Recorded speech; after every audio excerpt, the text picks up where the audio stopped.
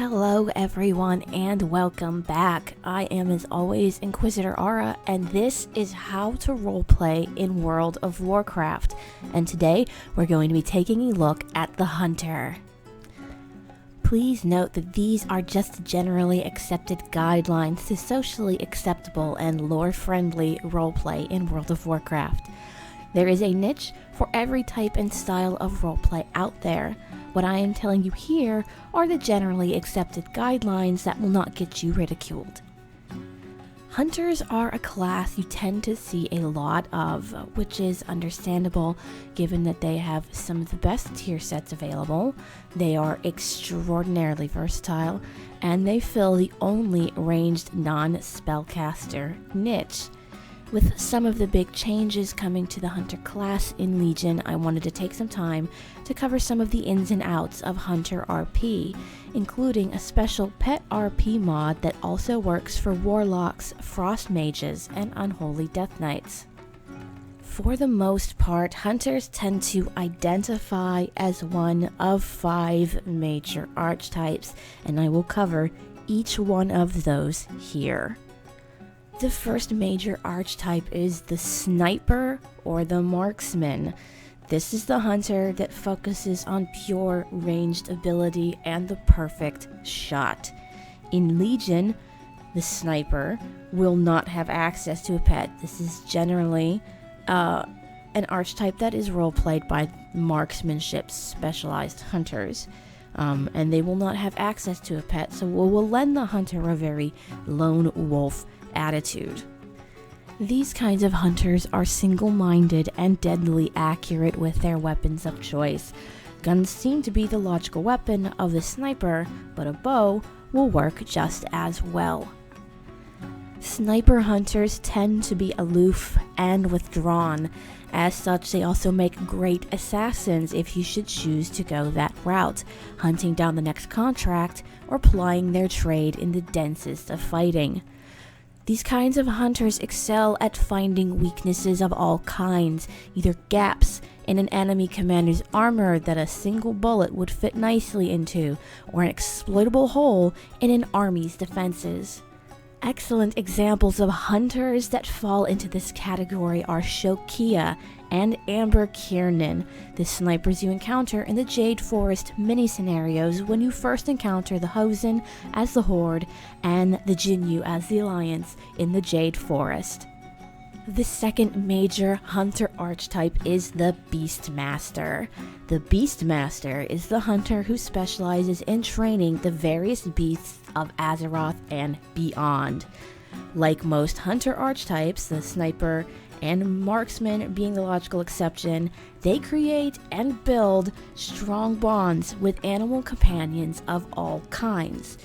Unlike other hunters, however, they possess a rare quality, the ability to befriend some of the most dangerous and exotic creatures to have ever existed, beasts possessed of unusual ability and talent.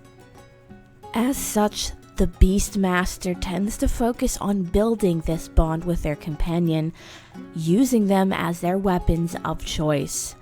The Beastmaster also tends to despise the term pet when referring to their bonded companions.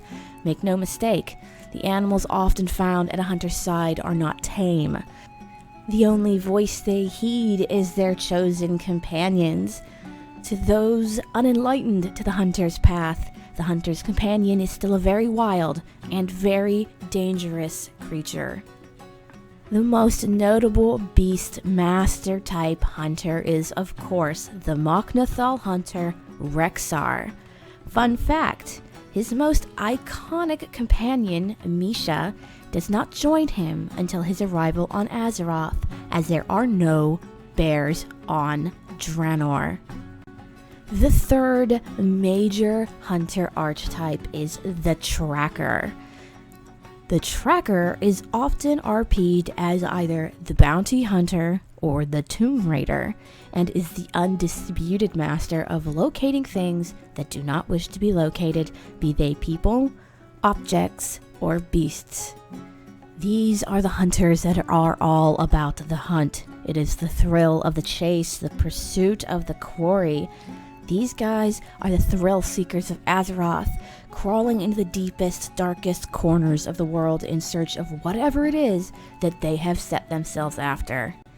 Hemet Nezingwary and his merry band and cross-factional group of hunters exemplify this hunter archetype. Harrison Jones fits into this archetype as well, though it is unclear if he is a hunter or just adventurous. The fourth major hunter archetype is the Ranger. But the Ranger is a title held almost exclusively by the elves. Most other races would refer to this particular archetype as the Scout or the Stalker. These hunters often serve as the front runners in military campaigns. They are the ones treading, generally alone, but occasionally in groups, into enemy territory, pinpointing enemy locations, munition stores, entry and exit points and strongholds, and gathering other precious intelligence and reconnaissance.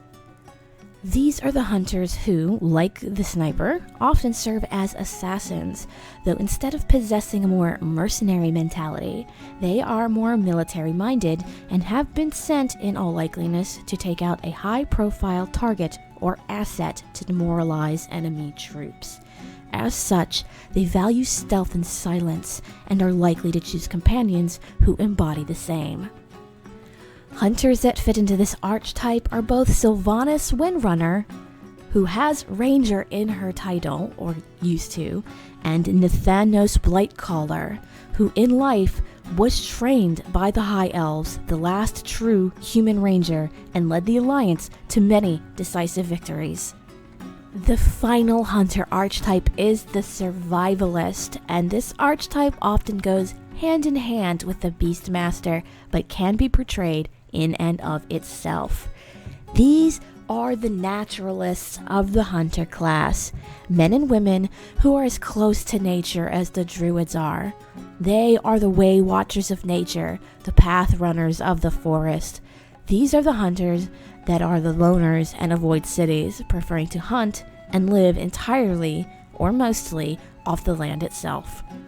Remember, survivalists are going to be going hand to hand in Legion, as the survival hunter will become a melee class, so make sure you play it up.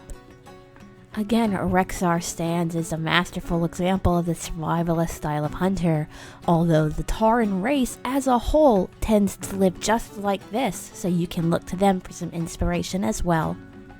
Now that we've covered all of that, let's take a look at some RP tips for hunters. The first and foremost I feel that I should mention is that if you are a hunter archetype that would have a companion, you should have it out and it should be part of your RP. I know some servers frown heavily on pets of any kind in major cities, but your bond with your companion is deep and sacred. Your animal companion is both friend and weapon. You wouldn't leave your humanoid friends on the porch of the Wyvern's Tail, would you? Your companion is important, and if your archetype would have an animal companion, then it should be at your side and a part of your RP.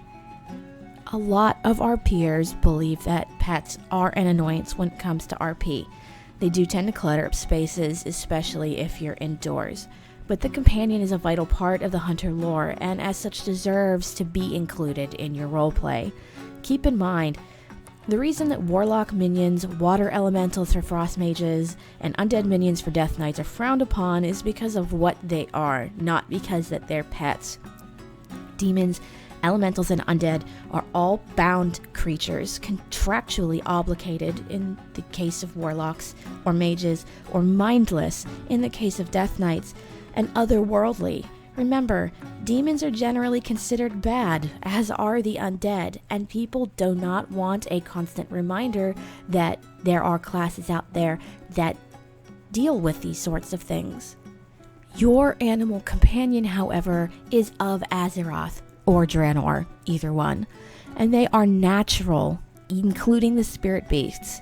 Aside from being wild creatures, there is no stigma associated with them.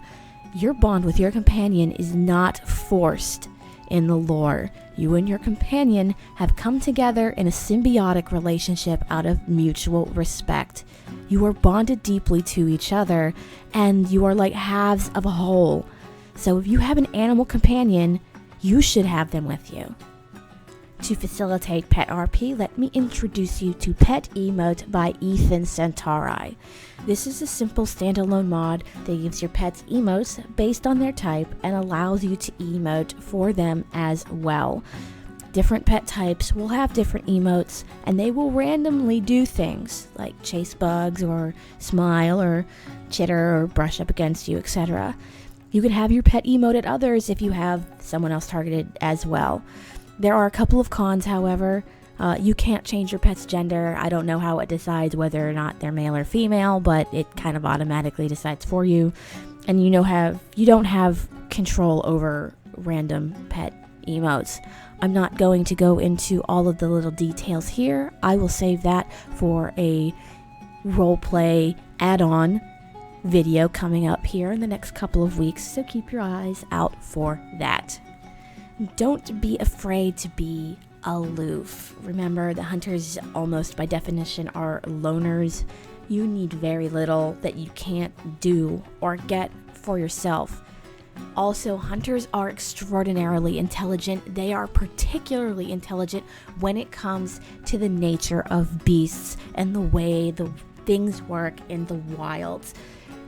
Don't be afraid to play up this sort of esoteric knowledge of that sort. Remember, your bond with nature and with beasts is almost as close as a druid's, so maybe you and the druids will have a lot to talk about if you ever get a chance to get together.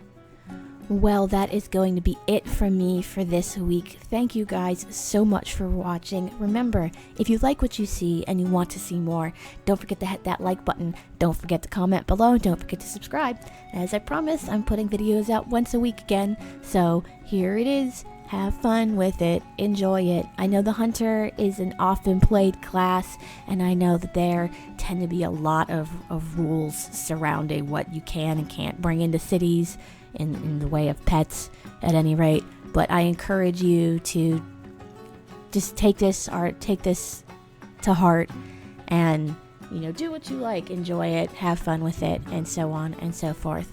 Anyways, I am as always Inquisitor Aura. Thank you guys so much for watching. Have a great week, have a great weekend, and we will see you again in Azeroth.